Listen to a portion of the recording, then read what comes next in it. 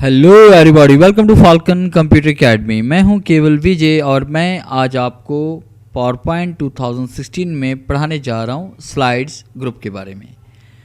आज हम बात करेंगे न्यू स्लाइड इंसर्ट करने के बारे में, लेआउट के बारे में, रीसेट के बारे में और फाउंड ग्रुप के बारे में आज हम बात करने वाले हैं। लेक्चर स्टार्ट करने से पहले आप मेरा चैनल सब्सक्राइब कर लें ताकि आने वाली जितनी भी वीडियोज़ हैं वो आप तक बआसानी पहुँच सकें। स्टार्ट करते हैं आज का लेक्चर। सबसे पहले हम बात करेंगे न्यू स्लाइड के बारे में कि न्यू स्लाइड क्या होती है। जिस तरह वर्ड में आप एक पेज जैसे कंप्लीट करते हैं तो दूसरे पेज के लिए आप कंट्रोल इंटर प्रेस करते हैं, इंटर प्रेस करते हो आप नेक्स्ट पेज पे जाते हैं। इसी तरह से पावर पॉइंट में आपके पास एक स्लाइड है, जैसे आपने एक स्लाइड पे काम कर लिया तो इसके बाद आपको एक दूसरी स्लाइड चाहिए होती है काम करने के लिए।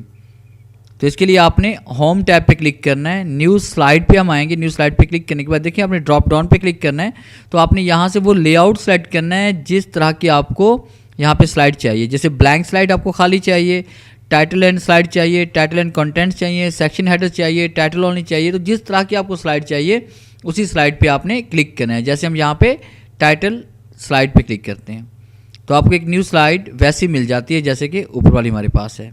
अगर आप इसके साथ पिक्चर या कोई ग्राफ इंसर्ट करना चाहते हैं तो फिर आपने देखिए यहाँ पे 2 कंटेंट्स हमारे पास हैं, तो यहाँ पे आप कर सकते हैं। जैसे कि आप यहाँ पे क्लिक करके टेबल भी इंसर्ट कर सकते हैं, चार्ट भी इंसर्ट कर सकते हैं, इंसर्ट स्मार्ट आर्ट भी कर सकते हैं, इसके अलावा वीडियो भी इंसर्ट कर सकते हैं और पिक्चर ऑनलाइन सर्च कर सकते हैं और इसके अलावा आप पिक्चर कंप्यूटर से भी इंसर्ट कर सकते हैं।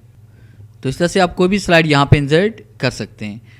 आगे नेक्स्ट पॉइंट्स में आ रही है लेआउट। अगर आप फर्ज कीजिए कि आपने यहाँ पे स्लाइड इंसर्ट कर ली है और इंसर्ट करने के बाद में आप इसका लेआउट चेंज करना चाहते हैं, आप कहते हैं ये वाला लेआउट नहीं, आपको कोई और लेआउट चाहिए, तो सबसे पहले आप उस स्लाइड पे क्लिक करें जिसका लेआउट आप चेंज करना चाहते हैं। आपने लेआउट पे क्लिक करना है। लेआउट पे क्लिक करने के बाद यहाँ पे आप ब्लैंक स्लाइड भी कर सकते हैं और यहाँ पे क्लिक करके आप कंपैरिजन भी कर सकते हैं और यहाँ पे क्लिक करके आप टाइटल ओनली भी कर सकते हैं।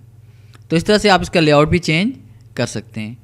और बाद में ऐसा होता है कि आप स्लाइड की जो डायरेक्शन है हमारे पास, जो यहाँ पे हमारे पास टेक्स्ट बॉक्स जितने पड़े हुए हैं ये चेंज हो जाते हैं। इसको अगर आप रीसेट करना चाहते हैं तो रीसेट करने के लिए जैसे आप रीसेट पे क्लिक करेंगे तो जैसे स्लाइड का लेआउट पहले था वैसे का वैसा हो जाएगा।